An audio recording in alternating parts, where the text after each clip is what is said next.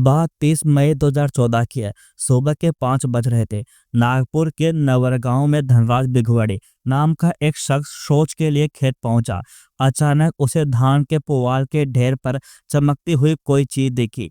उसने पास जाकर टॉर्च जलाई। पुआल जलकर राख हो चुका था। जले हुए एक हाथ में चांदी का कड़ा फंसा था। बगल में इंसानी खोपड़ी पड़ी थी। यह देखकर धनराज के तो पसीने छूटने लगे। मेरे खेत में लाश मिली है, पुलिस बुलाओ, पुलिस, कहते हुए धनराज भागने लगा। उसकी बात सुनकर गांव वाले खेत के पास इकट्ठा हो गए। इसी बीच किसी ने अरौली थाने में फोन कर दिया। साहब, नवरगांव में जली हुई लाश मिली है। एडिशनल पुलिस इंस्पेक्टर यानी एपीआई अरुण मधुकर गुरमुल्ले फौरन नवरगांव पहुंच गए। उन्होंने एक कांस्टेबल से बोला, राख को अच्छी तरह टटोलो, इसमें कुछ और है क्या? कांस्टेबल राख टटोलने लगा। साहब, कान की बाली, पायल और मंगलसूत्र भी है। किसी महिला की लाश लग रही है। एपीआई गुरमुल्ले सोचने लगे। अभी 5 दिन पहले ही तो कोप्ता गांव की गीता गांव वाले थाने आए थे। कह रही थी कि उसकी बेटी सविता गायब है। इसी गांव में उसकी ससुराल है।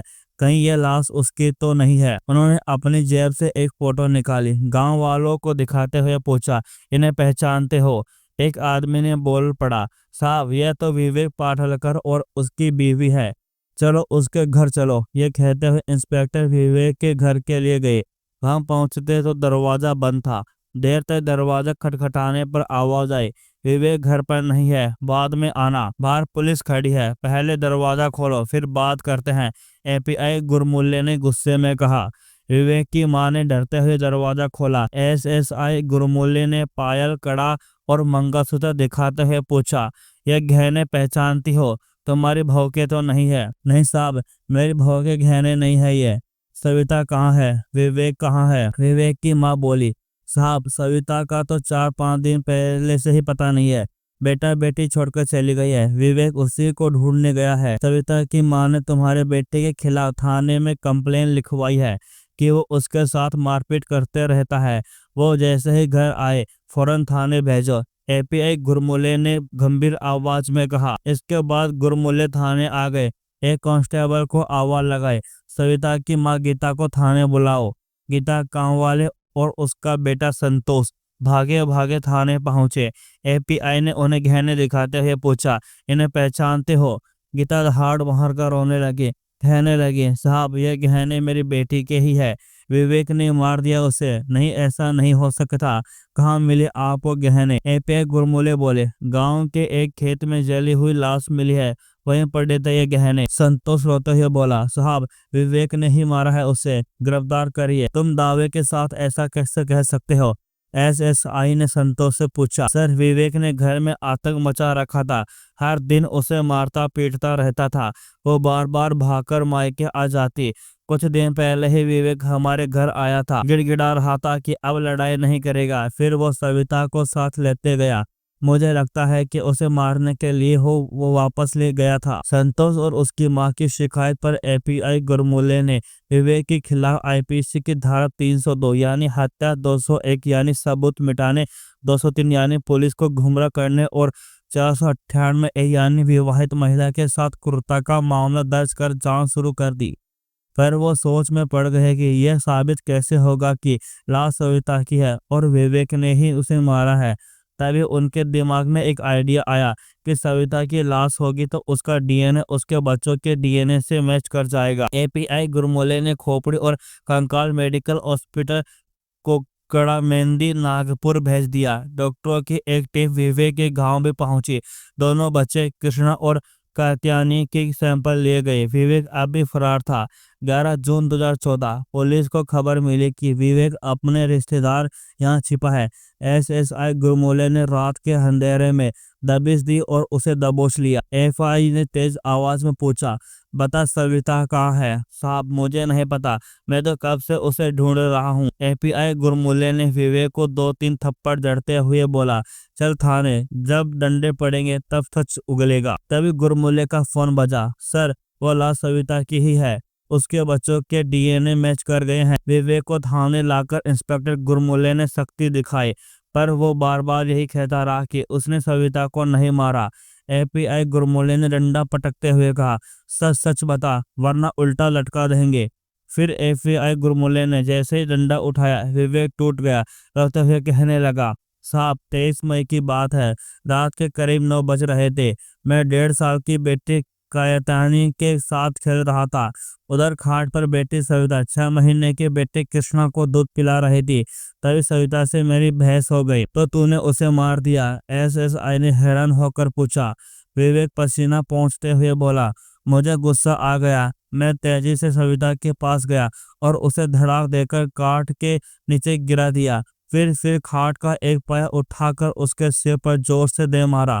सविता आंगन में ही बेहोश हो गई। मैंने उसे 4-5 लात मारी पर वो उठी नहीं। मैंने गुस्से में 3-4 पाया और दे मारा। फिर मुझे लगा कि यह अब मर गई है। एपीआई गुरमुल्ले ने विवेक से कड़क आवाज में पूछा, लाश का क्या किया? वो तो जला दिया सर। कहाँ और कैसे जलाया? एपीआई गुरमुल्ले ने विवेक को डंडा दिखाते हुए पूछा। सहमा हुआ विवेक बोला, साफ रात के 10 बज चुके थे। मैंने दोनों बच्चों को माँ के पास सुला दिया। फिर सविता की लाश को घसीटते हुए दरवाजे के पीछे ले गया। देखा कि बाहर सब सोना पड़ा था, गांव वाले सो गए थे। मैं लाश को घसीटते हुए खेतों की तरफ ले जाने लगा। रास्ते में मुझे धनराज का खेत दिखा। पुआल का पहाड़ सा ढेर पड़ा था। मैंने लाश उठाकर पुआल के ढेर पर फेंक दी। फिर वहीं बैठकर सिगरेट पीने लगा।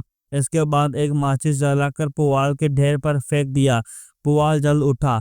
3-4 घंटे वहीं बैठा रहा। जब सब कुछ जलकर राख हो गया तब चुपचाप घर लौट आया। एपीआई गुरमुल्ले ने एक महिला टीम को विवेक के गांव भेजा। कहा, इसकी मां को पकड़कर लाओ। कुछ घंटे बाद पुलिस विवेक की मां संध्या को पकड़कर थाने ले आई। सामने पुलिस और हवालात में लहलून बेटे को देखते ही संध्या बिलख बिलख कर रोने लगी। एपीआई ने सख्ती से कहा, सब कुछ सच सच बता दो वरना तुम्हारा भी यही हाल होगा। संध्या हाथ जोड़ते हुए कहने लगी, साहब मारना मत, मैं सब बताती हूँ। उस रात सो रही थी, अचानक विवेक के चिल्लाने की आवाज आई। वह सविता से कह रहा था कि गांव भर से इश्क लड़ा रही है, आज बचेगी नहीं। जाने कितनों के साथ तेरा चक्कर है, इसलिए बार बार भागकर मायके चली जाती है।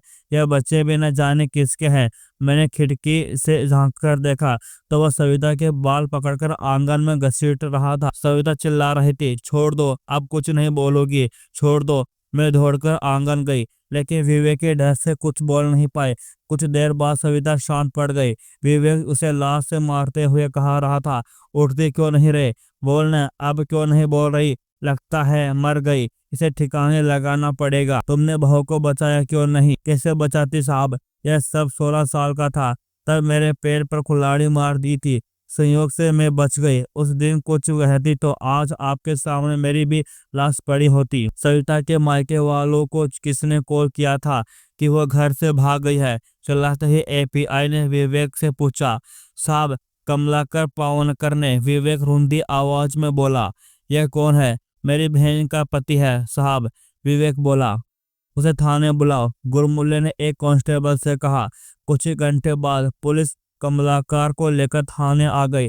एपीआई गुरमुल्ले कुर्सी खींचकर कमलाकर के सामने बैठ गए। डंडा पटकते हुए बोले, बता क्या हुआ था उस रात? मर्डर की बात तुमने क्यों छिपाई? साहब, मैं तो मर्डर के बाद इसके घर आया था। इसने फोन करके मुझे बुलाया था। जब मैं इसके घर पर आया तो पता चला कि इसने अपनी बीवी को मारकर जला दिया है। इसने मुझे से जबरदस्ती करके सविता के मायके वालों को फोन करवाया कि वो कहीं चली गई। अरौली पुलिस ने 19 नवंबर 2014 को विवेक के खिलाफ नागपुर सेशन कोर्ट में चार्जशीट दाखिल कर दी। नागपुर सेशन कोर्ट में 1 साल 21 दिन मामला चला। कोर्ट नंबर 4 के एडिशनल सेशन जज AR दमेचा ने विवेक पालटकर को दोषी मानते हुए 30 नवंबर 2015 को उम्र कैद की सजा सुनाई।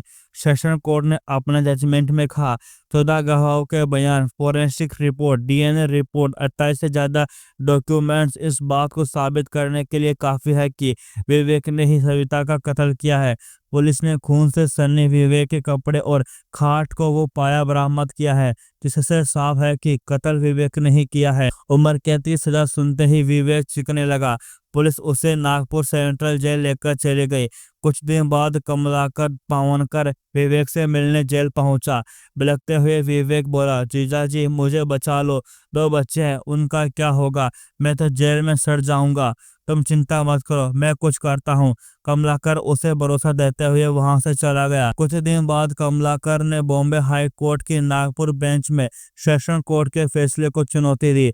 17 अप्रैल 2017 को हाई कोर्ट के सामने सारे गवाह अपने बयान से मुकर गए। हाई कोर्ट ने संदेह का लाभ देते हुए विवेक को बरी कर दिया।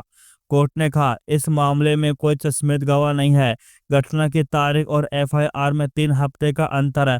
25 मई को गीता गांवली थाने आई थी, लेकिन पुलिस ने रिपोर्ट दर्ज नहीं की। पुलिस ने सपोर्ट मचमनामा भी पेश नहीं किया। जिस घटना स्थल से खोपड़ी और हड्डियां बरामद की गई, उस जगह की भी कोई सुरक्षा नहीं की गई। जेल से छूटने के करीब 1 साल बाद, तारीख थी 10 जून 2018 और वक्त रात के करीब 8 बजे, विवेक पालटकर गुस्से में तमतमाते हुए मोटरसाइकिल लिए अपनी बहन अर्चना और जीजा कमलाकर के दरवाजे पर पहुंचा। विवेक दांत पीसते हुए मन ही मन कुछ बदबुदा रहा था। उसके हाथ में भारी भरकम लोहे की रॉड थी। वह जोर जोर से कह रहा था, दरवाजा खोलो, दरवाजा खोलो। तभी तेज बारिश आ गई। आखिर विवेक ने अपनी बीवी को क्यों मारा? उसका किसके साथ चक्कर था? उस रात विवेक गुस्से में लोहे की रॉड लेकर अपने जीजा के घर के बाहर क्यों खड़ा था? क्या विवेक फिर से कोई कत्ल करके आया था या वो किसी को मारने आया था?